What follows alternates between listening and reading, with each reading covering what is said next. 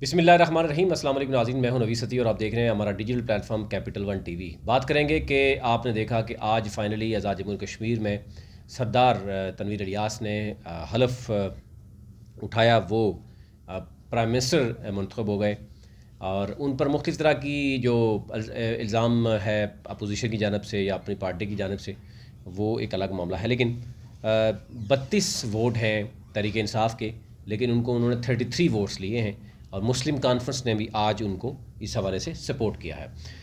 اب ایک تو مرحلہ یہ ہوگا کہ کابینہ میں بتایا جا رہا ہے کہ کیا کوئی تبدیلی ہوگی، کیونکہ وہی لوگ ہیں 25 ممبران جن میں پوری کی پوری کابینہ ہے، اسی نے جو ہے وہ سردار تنویر الیاس کو نامینیٹ بھی کیا تھا، یعنی سکسیسر طور پر۔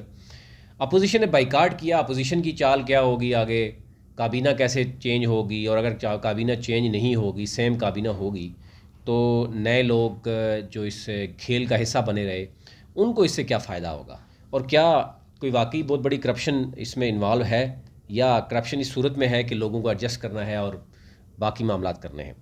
اینی ہو، آج تقریباً 1:30 پہ آج ووٹنگ ہونی تھی، لیکن اس کے بعد آپ نے دیکھا ہوگا اپوزیشن جو ہے وہ اس نے احتجاج کیا، وہ باہر گئی تو پی ٹی آئی کے کارکنوں کی طرف سے کہا جا رہا ہے، مبینہ طور پر اپوزیشن کا یہ بیان ہے کہ ان کے اوپر آوازیں کسی گئیں، ان کو برا بلا کہا گیا، غلیظ لینگویج استعمال کی گئی۔ اس کے بعد پھر وہ اندر گئے، اسپیکر کے پاس اپنے تحفظات کا اظہار کیا، شکایت لگائی کہ یہ ہمارے ساتھ ہو رہا ہے۔ اچھا، اس کے ساتھ ساتھ راجہ فاروق حیدر صاحب نے آج بڑی بات کی ہے۔ انہوں نے کہا جی کہ یہ آج آزاد کشمیر کی تاریخ کا سیاہ ترین دن ہے۔ یعنی انہوں نے کس لینگویج میں بات کی ہے میں آپ سے شیئر کر لیتا ہوں۔ انہوں نے کہا جی کہ ایک شخص جس کو وزیر اعظم بنایا گیا، جس کو کوئی نہیں جانتا تھا، یعنی وہ پہلے بات کرتے ہیں عبدالقیوم نیازی کی، کہ وہ پہلا اس وزیر اعظم کو بنایا گیا جس کو کوئی نہیں جانتا تھا۔ اب جس کو وزیر اعظم بنایا جا رہا ہے اس کا میرٹ سب جانتے ہیں، یعنی پہلے تو کسی کو کوئی نہیں جانتا تھا، اب اس کے سب میرٹ جانتے ہیں۔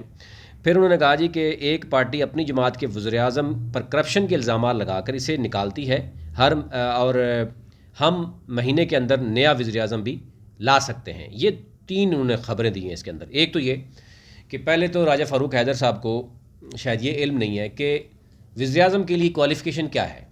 اگر کوئی بھی وزیر اعظم بن سکتا ہے تو ڈیفینیٹلی عبدالقیوم نیازی بن سکتا ہے۔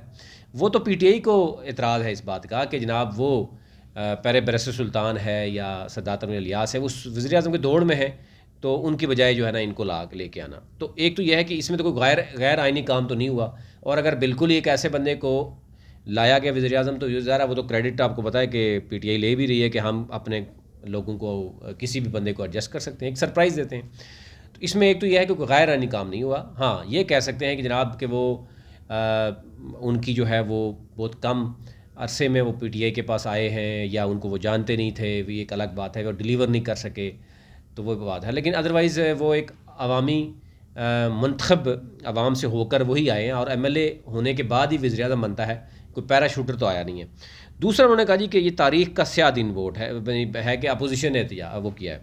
پھر انہوں نے کہا جی کہ اپنی ہی جماعت کے لوگوں نے جو ہے نا وہ اپنے لوگوں کے اوپر الزام لگا کر ان پہ کرپشن کا الزام لگایا، اور وہ ظاہر ہے یہ جو بات آپ کے علاوہ پی ٹی آئی کے یا جو عبدالقیوم نیازی صاحب وہ بھی جانتے ہیں کہ معاملہ ہے کیا۔ کچھ غلطیاں ان سے بھی ہوئی ہیں، اور کچھ غلطیاں جا رہا ہے وہ پارٹی شاید چیئرمین ہے عمران خان، ان سے ایک غلطی نہیں ہوئی، بہت سی غلطیاں ہوئی ہیں۔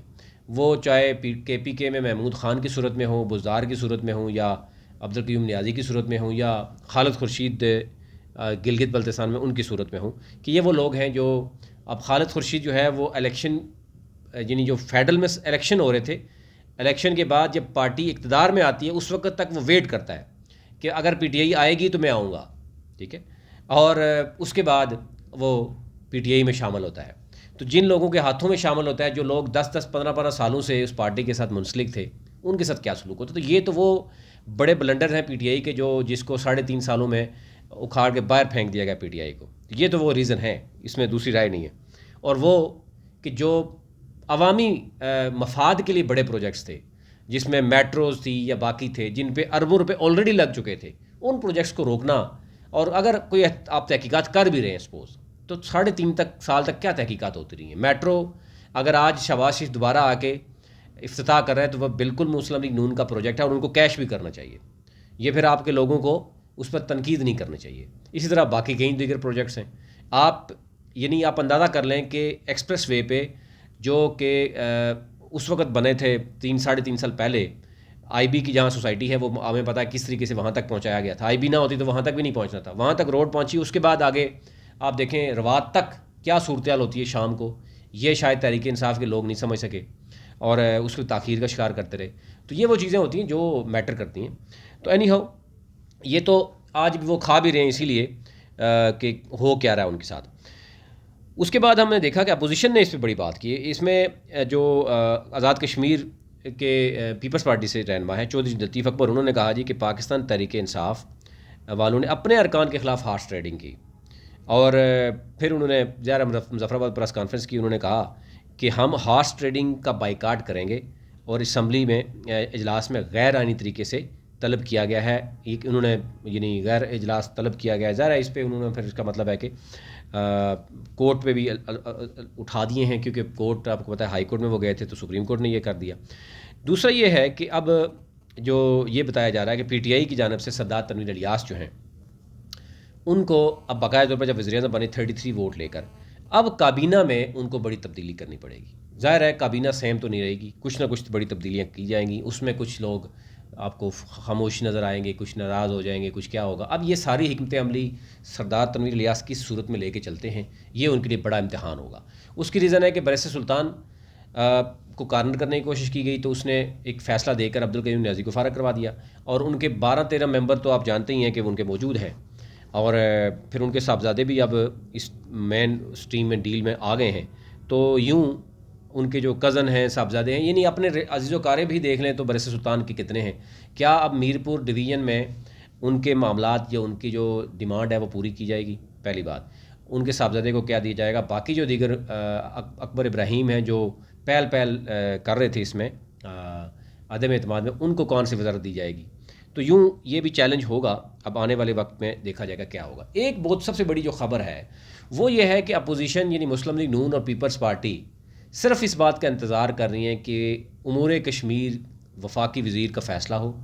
چیف سیکرٹری آپ کو پتہ ہے وہ بھی تبدیل، اور آئی جی بھی تبدیل، آئی جی تبدیل ہو چکا ہے.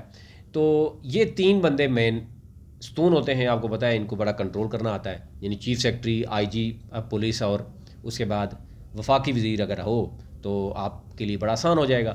اور پھر آپ کو پتہ ہے شہباز شریف اور اسد زرداری ویسے بھی بیٹھے ہوں گے اسلام آباد میں، تو ان کے لیے کوئی میٹر نہیں کرتا کہ اگر ان کو 5-6 ممبران صرف وہ کیا کہتے ہیں لفٹ ہی کروا دیں تو وہ پھر اٹھا کے لے جائیں گے. اور یہ معاملہ یہ اب دیکھنا یہ ہوگا کہ سردار تنویر الیاس اور برس سلطان دونوں مل کر پارٹی کو لے کے چلنے میں کامیاب ہوں گے یا ان کے جو ممبران ہیں جن کے لیے انہیں سارا کچھ کیا وہ نہیں کر پائیں گے. تو پھر کیا صورتحال ہوگی؟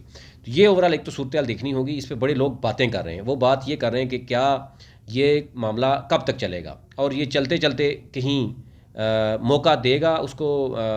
پیپلز پارٹی کا موقع تو نہیں دینے لگا، اور اگر موقع پیپلز پارٹی کو مل گیا یا نون لیگ کو موقع مل گیا تو پھر اس صورت میں کیا ہوگا؟ یہ یعنی آپ سمجھتے ہیں کہ پیپلز پارٹی نے آج اور انہوں نے کہا جی 1 ماہ کے اندر ہم لے کے آ سکتے ہیں، یعنی 1 ماہ کے اندر ہم جو ہے وہ عدم اعتماد لے کے آ سکتے ہیں، دوبارہ لے کے آ سکتے ہیں. تو یہ اوورال صورتحال اگر ہم دیکھیں اس وقت پورے ملک کی صورتحال یہی ہے. اسلام آباد میں تو آپ دیکھتے ہیں کہ کابینہ کا فیصلہ نہیں ہو سکا. زرداری صاحب اور مولانا فضل الرحمان تو کل تو انہوں نے ارلی الیکشن کی بات کر لی ہے. تو اگر ارلی الیکشن جو ہی الیکشن ہوتے ہیں اس کے بعد کیا صورتحال بنے گی؟ تو یہ اب دیکھنا ہوگا. اس تمام تر صورتحال میں ابھی تک لے اتنا ہی. چینل کو ضرور سبسکرائب کیجیے تاکہ ہر نئی آنے والی ویڈیو آپ تک پہنچ سکے.